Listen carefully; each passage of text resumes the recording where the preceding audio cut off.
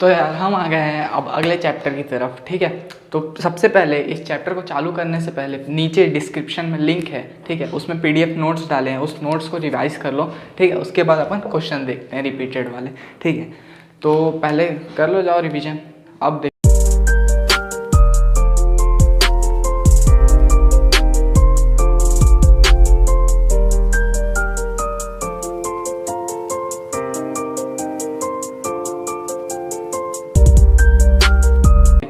ये क्वेश्चन, ठीक है। ये बोलता क्या है, calculate the amount of work done to dissociate a system of 3 charges 1 microcoulomb 1 microcoulomb -4 microcoulomb placed on the vertices of equilateral triangle of side 10 centimetre. देखो भाई, सबसे पहले तो ना एक कंसेप्ट बता देता हूँ। अगर डिसोसिएट बोलेगा, डिसोसिएट मतलब तोड़ना, अलग अलग करने बोलेगा या फिर एक साथ लाने बोलेगा, ठीक है, तो एनर्जी का फार्मूला मतलब वो वर्क डन का फार्मूला सेम लगेगा, ठीक है। ये 1 माइक्रोकूलम है, ये 1 है, ये 4 है। तो वर्क डन फर्स्ट का कितना होगा, इसके और इसके बीच, वो लगेगा के Q1 Q2 बाय आर। इनके आर क्या है, 0.1 मीटर, 10 सेंटीमीटर मतलब 0.1 मीटर, ठीक है। ये W1 लगेगा, तो W1 हो जाएगा के Q1 क्या है 1 इंटू -4 अपॉन 0.1, W2 के 1 इंटू 1 अपॉन 0.1 इंटू 10⁻⁻⁶ इसलिए नहीं कर रहा क्योंकि सब माइक्रोकूलम में ही है, तो आंसर भी माइक्रोकूलम में ही आ जाएगा, ठीक है, इसीलिए W2। अब W3 देखते हैं, 1 इंटू -4, पहले इसके बीच लगा, फिर इसके बीच लगा, अब इसके और इसके बीच लगेगा, -4 के भी है ना यहाँ पे, और ये 1 अपॉन 0.1। अब इन तीनों को अगर नेट वर्क डन निकालना है डिसोसिएट करने के लिए या एसोसिएट करने के लिए, मतलब साथ लाने के लिए या तोड़ने के लिए, तो फिर तीनों को ऐड कर दो, W1 plus W2 plus W3। के का वैल्यू होता है 9 into 10⁻⁹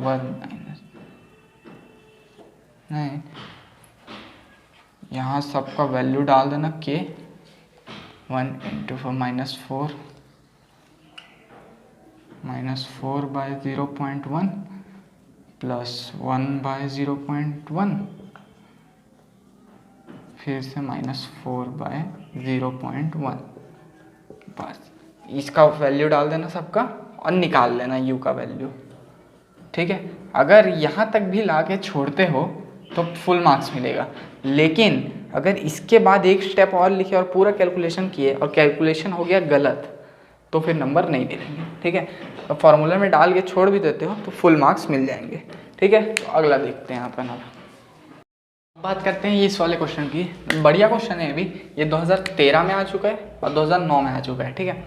2 charges -q and +q are located at point 0 0 -a और 0 0 a। How much work is done in moving a test charge from P700 to Q-30, ठीक है। पहले ये सब चीज़ को बना के देख लेते हैं। मान लो कि ये है z एक्सिस, ठीक है, ये है y एक्सिस,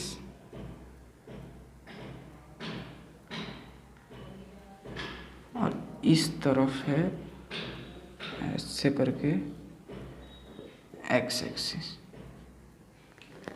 ठीक है। इसको x मान लेते हैं यार, इसमें अच्छे से समझ आएगा, ठीक है। 0 0 -a, 0 0 -a मतलब नीचे की तरफ, मान लो ये पॉइंट, ये है 0 0 -a एंड 0 0 +a, 0 0 a, ठीक है। यहाँ माइनस क्यों रखा है और यहाँ प्लस क्यों रखा है, ये डाइपोल जैसा लग रहा है, ठीक है, डाइपोल ही है मान लिए, ये डाइपोल ऐसा, माइनस क्यों प्लस क्यों। अब बोला है work is done in moving a test charge from P7700 to Q-30, मतलब ये x है, मान लो ये है कोई 700 और यहाँ -x की तरफ है ये -300, ठीक है। तो वर्क डन कितना लग रहा है यहाँ से यहाँ ले जाने के लिए, तो अपन अभी अभी रिवीजन करके आए हैं, मैं ऐसा सोच के चल रहा हूँ, ठीक है। नीचे वाले डिस्क्रिप्शन में जो लिंक दिया है उससे रिवीजन करके आए हैं, ठीक। तो अभी पढ़ा होगा डाइपोल में अगर इक्विटोरियल लाइन पे ऐसा रहता है कोई भी चीज़ तो उस पे रहता है पोटेंशियल 0, ठीक है भाई। तो यहाँ पे रहता है V0, पोटेंशियल 0, तो work done is equals to Q into V होता है, तो Q डेल V होता है, ठीक है। तो ये भी 0 हो जाएगा, 0 वर्क डन। मतलब इस लाइन में एक्स एक्सिस में कहीं से भी कुछ भी चीज़ लेके जाऊंगा, अगर ऐसा रखा हुआ है डाइपोल, ठीक है, कहीं से भी कुछ भी लेके जाऊंगा वर्क डन 0 ही रहेगा। क्यों? क्योंकि पोटेंशियल 0 होता है, ठीक है। ये एक तरह से एक पोटेंशियल सरफेस की तरह एक्ट करने लग जाता है, ठीक है। अब अगला क्वेश्चन देखते हैं। ये तो भाई हिला देता है एकदम क्वेश्चन, कई लोग तो सच में निकालने लग जाते हैं वर्क डन इसमें, लेकिन ऐसा नहीं, इसका कॉन्सेप्ट ही अलग रहता है पूरा, अगर बना के देखेंगे तब पता चलता है, ठीक है। देख लो यार, इसका स्क्रीनशॉट लेना है तो ले लो, ठीक है। तो अब ये क्वेश्चन देखते हैं। ये क्वेश्चन 2 बार आ चुका है, 2011-2017 में। इसका भी कॉन्सेप्ट बहुत तगड़ा है, बहुत सही कॉन्सेप्ट है, ठीक है। क्या बोलता है ये, 2 charge conducting sphere of radius R1 and R2 connected to each other by a wire, find the ratio of electric field at the surface of 2 spheres. Electric field का रेशियो पूछा है, ठीक है। देखो ये मान लो स्फीयर है S1 जिसका रेडियस है R1, ये मान लो स्फीयर S2 है जिसका रेडियस है R2। अगर दोनों को ऐसे वायर से कनेक्ट करते हैं तो क्या होता है, इन दोनों में चार्ज ऐसा फ्लो होना चालू हो जाता है और कहीं ना कहीं जा जाके इन दोनों का जो पोटेंशियल है, पोटेंशियल बोल रहा हूँ ध्यान से सुनना है, इलेक्ट्रिक फील्ड नहीं, पोटेंशियल जो है सेम हो जाता है। पोटेंशियल हो गया सेम, तो पोटेंशियल सेम हो गया और अपने को निकालना है इलेक्ट्रिक फील्ड का रेशियो।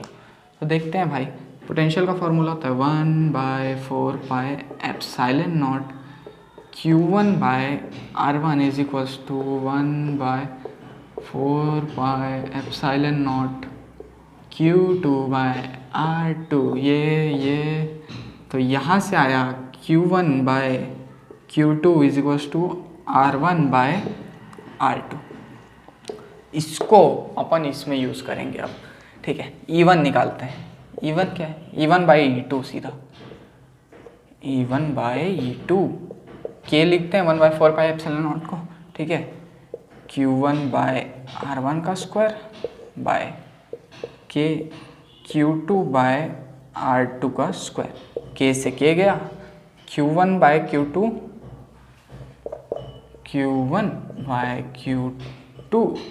इंटू R2 का स्क्वायर बाय R1 का स्क्वायर, ठीक है। तो Q1/Q2 यहाँ से निकला था R1/R2, R1/R2 इंटू R2/R1 का होल स्क्वायर से ये दोनों कट जाएगा, ठीक है। तो सिर्फ बचेगा इलेक्ट्रिक फील्ड का रेशियो ऐसा, E1/E2 is equals to R2/R1। देखो भाई क्या है कि ये 2 बार आया है, लेकिन 2017 के एग्ज़ाम में इसमें R1 R2 का वैल्यू भी दे दिया था, ठीक है। तो मैं सिर्फ कंसेप्ट बताया हूँ, हर बार एक ही टाइप से क्वेश्चन नहीं आएगा, लेकिन एक ही कंसेप्ट पे क्वेश्चन आएगा, ठीक है। उसका न्यूमेरिकल वैल्यू से अलग हो सकता है, ठीक है। अब अगला देखते हैं, क्वेश्चन देखते हैं, ठीक है। ये कब कब आया है, 11 में, 12 में, 13 में, 14 में और 18 में, ठीक है। तो इससे पता चल ही गया होगा ये क्वेश्चन कितना इंपॉर्टेंट है, ठीक है। बोलता क्या है कि ऐसा कोई सर्किट है जिसका पोटेंशियल V है, ठीक है। कैपेसिटेंस 2 पैरेलल में लगा है C1 और C2, ठीक है। If a dielectric slab of constant K is inserted in 2 capacitor to completely fill the gap, find the ratio between net capacitance और दूसरा है energy stored before and after introduction of slab. ठीक है, तो एक slab है ऐसे और इसमें कोई डाइलेक्ट्रिक कांस्टेंट के ऐसे डाल दिए। ठीक है, उसके बाद अब पता करना है रेशियो नेट कैपेसिटेंस का। हर बार इसमें जो है अलग अलग वैल्यूज़, के की वैल्यू अलग दी रहती है, पोटेंशियल की, वी की वैल्यू अलग रहती है। अपन नेट निकाल लेते हैं, मतलब इतने सारे क्वेश्चन बार बार कर नहीं सकते ना, मतलब एक ही कॉन्सेप्ट है तो इसीलिए एक कॉन्सेप्ट का एक क्वेश्चन अभी अच्छे से कर लेते हैं। तो नेट कैपेसिटेंस, पहले कैपेसिटेंस कैसा होगा, Q is equals to C V होता है, सी वी, तो C is equals to Q by V। ठीक है, मतलब क्या, ये C है। अब C1 के लिए देखते हैं, net capacitance C is equals to C1 plus C2 होगा। ठीक है, C1 is equals to 2C2 दिया हुआ है, तो 2C2 plus C2 is equals to 3C2 हो जाएगा। ठीक है भाई, तो ये है net capacitance before introduction of plate. After introduction of dielectric constant देखते हैं, सी नेट आफ्टर देखते हैं।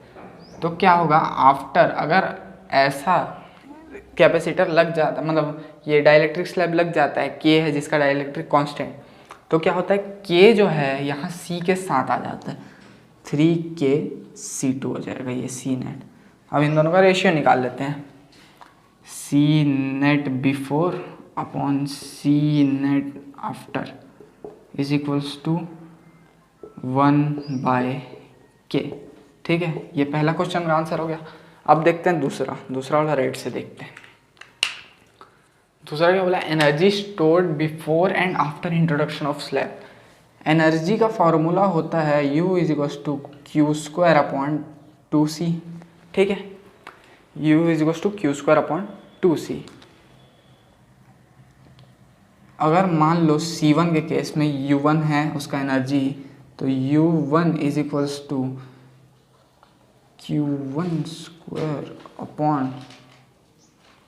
अपॉन 2 इंटू 3C2 ऐसा हो जाएगा, मतलब Q स्क्वायर अपॉन 6C2 हो जाएगा। ठीक है, U1। अब U2 देखते हैं कितना होगा, U2 is equals to Q square upon 2C से, नहीं मतलब Q स्क्वायर, ये जो है ये बिफोर इंट्रोडक्शन वाला है ना। बिफोर इंट्रोडक्शन मतलब जब ये जो डाइलेक्ट्रिक कांस्टेंट है ये इंट्रोड्यूस नहीं हुआ था इन कैपेसिटर के बीच में, नेट कैपेसिटेंस है ये, नेट बिफोर इंट्रोडक्शन। अब आफ्टर इंट्रोडक्शन ऑफ क्या, डाइलेक्ट्रिक स्लैब, अब क्या होगा, Q स्क्वायर बाय 6KC2 हो जाएगा, यहाँ K लग जाता है C के साथ। ठीक है, अब इनका ratio, so QB before U after is equals to हो जाएगा Q स्क्वायर 6C2 अपॉन Q स्क्वायर बाय 6KC2 हो जाएगा। C2 से C2 गया, Q स्क्वायर से Q स्क्वायर, 6 से 6, तो ये हो जाएगा 1/K। ठीक है, और एक साल में ये ऐसा भी आया था कि जहाँ पे C1 is equals to C2/2 भी दिया हुआ था, उस समय भी ऐसी नेट कैपेसिटेंस निकाल लेना ऐसे करके। ठीक है, और दनादन बना देना क्वेश्चन। ठीक है, अब अगला देखते हैं। तो अब यार ये वाला क्वेश्चन देखते हैं। ठीक है, ये 2011 में आया है और 2020 में आया है। ठीक है, बोलता क्या है, मतलब दो केस है इसके। ठीक है, डायरेक्ट 5 नंबर का आया था ये। ठीक है, अगर कोई कैपेसिटर है जिसका ये इनके बीच का डिस्टेंस d है, उसमें कोई डाइलेक्ट्रिक स्लैब डाल दिए जिसका उसका डाइलेक्ट्रिक कांस्टेंट k है ये। ठीक है, और वैसी ये जो k है, वैसी एक और लिए, एक पहला केस ले रहे हैं अपन, एक और लिए, उसमें 2 स्लैब डाले ऐसा करके जो इसके डिस्टेंस d को हाफ में डिवाइड कर रहा था, k1 और k2 का। ठीक है, तो इसमें पूछा था कि के find relation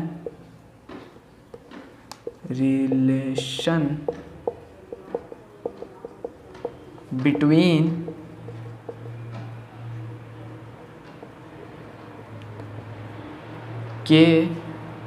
K1 and K2। ठीक है, K1 और K2 के बीच में रिलेशन पता करना है। पहला केस ये है, तो पहला केस के लिए निकाल के देखते हैं। देखो भाई, ऐसा लगा है और ऐसा हाफ हाफ कर रहा है ये डिस्टेंस को, और इसका एरिया A है। ठीक है, तो ये क्या है ना, ये जो कैपेसिटर है ना, ये सीरीज़ में लगा हुआ है। ठीक है, इसको सीरीज़ में बोलते हैं, ये डायरेक्ट ऐसा टाइप में लगा हुआ है, ये बोल सकते हैं। ठीक है, तो इसमें सीरीज़ का फार्मूला लगेगा। तो सीरीज़ में कैपेसिटेंस का फार्मूला होता है 1/C is equals to 1/C1 plus 1/C2। ठीक है, तो C क्या है, K A epsilon not by D। K क्यों लगा, क्योंकि ये K है डाइलेक्ट्रिक, वरना A epsilon not by D ही होता है। तो K A epsilon not by D। C1 है K1 A बाय मतलब A epsilon not by D/2। D/2 क्यों, क्योंकि ये D/2 डिस्टेंस है, इसका हाफ है ना, तो D/2। और C2 कितना है, K2A epsilon not by D/2। ठीक है, अब इस फॉर्मूले में डालते हैं इस तीनों को। ठीक है, तो ये हो जाएगा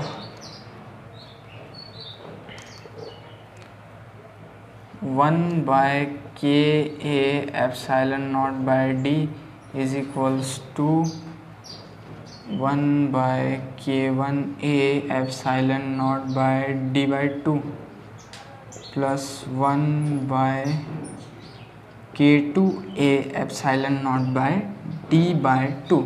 ठीक है, ठीक है भाई। अब ये जो है ना D/2 ऊपर हो जाएगा, D/2 ऊपर, ये D ऊपर, और ये A एप्साइलन नॉट कट गया, तीनों से कट गया, D कट गया। ठीक है, 1/2 सब ऊपर चला जाएगा, तो यहाँ बचेगा 1/K is equals to 1/K को अच्छे से 1/2K1 प्लस 1/2K2। ठीक है, तो 1/K इज इक्वल्स टू हो जाएगा ये 1/2K1 plus K1 into K2। ठीक है, अब K का डायरेक्ट वैल्यू निकालना है। K इज इक्वल्स टू हो जाएगा 2K1 K1 प्लस K2। ठीक है, ये हो जाएगा K का वैल्यू कौन से केस में, फर्स्ट केस में, ये वाले केस में। अब देखते हैं सेकंड केस, इसको पहले मैं मिटा देता हूँ। ठीक है, अब सेकंड केस देखते हैं।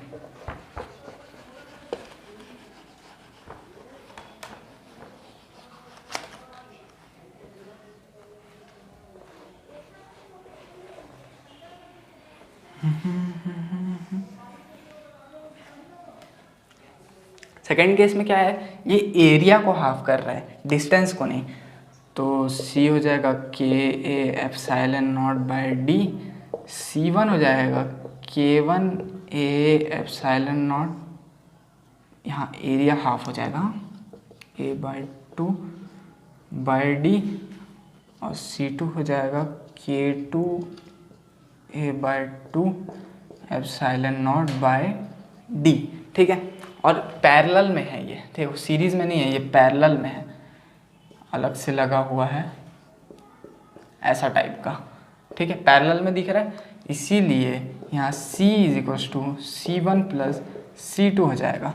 ठीक है, तो यहाँ दिख रहा है A epsilon nought by D, A epsilon nought by D, A epsilon nought by D, हाँ कट जाएगा। ठीक है, लिख के दिखा देता हूँ, A epsilon nought by D is equals to K1/2 A epsilon nought by D plus K2 by 2 A epsilon nought by D। ठीक है, अब यहाँ से A epsilon nought by D, A epsilon nought by D cut गया, तो K is equals to बचा K1 plus K2 by 2। तो ये ऐसे डिराइव हुआ, डायरेक्ट 5 नंबर का आया था 2 बार 2011 2020 में। तो इस केस में क्या होगा, K is equals to K1 plus K2 by 2, और इस केस में K is equals to 2K1 K2 by K1 plus K2। ये है भाई, ठीक है। अब अगला देखते हैं।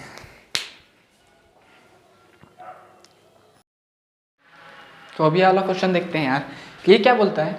ये देखो, ये 2016 और 2010 में आए हैं, ठीक है।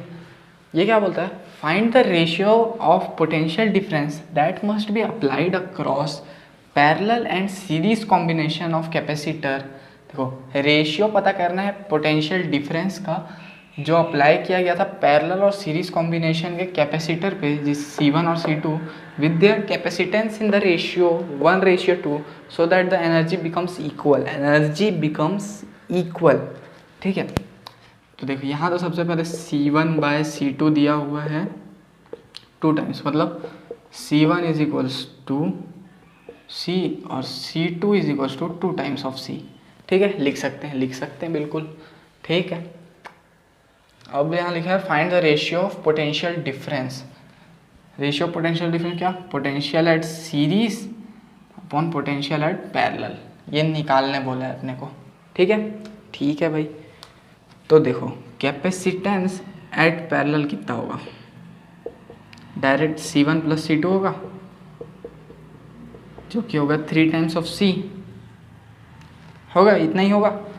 कैपेसिटेंस एट सीरीज कितना होगा, 1/C1 प्लस 1/C2 होगा, जो कि होगा 2C into C/C plus C, C1 into C2 by C1 plus C2, ठीक है, होगा, बिल्कुल होगा। 2C² बाय 3C, तो C से C गया, तो ये हो जाएगा 2C/3, ये हो जाएगा 2C/3, ठीक है यार।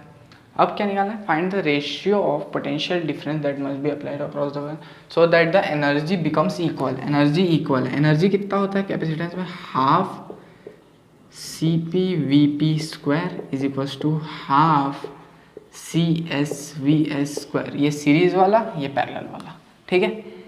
तो ये 2 से 2 गया, तो अब Vp/Vs का स्क्वायर इज इक्वल्स टू होता है CS/Cp, मतलब Vp/Vs is equals to √CS/Cp, जो कि है √2C/3/3C। 3C से C गया, तो ये हो जाएगा √2/3 इसका रेशियो। ये है इसका आंसर, ठीक है यार। ऐसी टाइप के कंसेप्चुअल क्वेश्चंस आते हैं, ठीक। अगला देखते हैं अब कुछ यार कैपेसिटेंस के क्वेश्चंस देखते हैं, अच्छे, ठीक है। इनको मैं सॉल्व तो नहीं करूँगा, लेकिन ये कैसे कैसे है एक दूसरे से कनेक्टेड वो बताऊँगा सिर्फ ना, सॉल्व आप भी कर लोगे, ठीक है। पहले ये देखते हैं, C1 C2 C3 C4 C5। तो इसमें क्या है, इसमें जो है 1 2 3, ये 3 सीरीज़ में है। C1 C2 C3 सीरीज़ में है, C4 C5 सीरीज़ में है, और ये दोनों एक दूसरे के पैरेलल में। ऐसे सॉल्व करना है इसको, ठीक है। ये अब इसको देखते हैं, C1 C2 C3 यहाँ पे C4। तो C1 C2 C3 जो है यहाँ पे सीरीज़ में है, C4 के साथ ये तीनों एक साथ पैरेलल में है,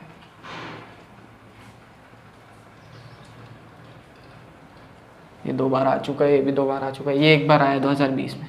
यहाँ पे देखो लग तो रहा होगा कि सब सीरीज़ में है, लेकिन अगर ऐसा कुछ कर दिया तो समझ लेना कि इन दोनों का कहानी, ये और ये, इन सब का कहानी ख़त्म है, ये सब शॉर्ट सर्किट हो जाते हैं। तो नेट कैपेसिटेंस जो बचता है वो बचता है C=C3। ये इसको बैलेंस कर देता है, ये इसको बैलेंस कर देता है। कब? जब ऐसा कोई कंडीशन दिया रहेगा तब,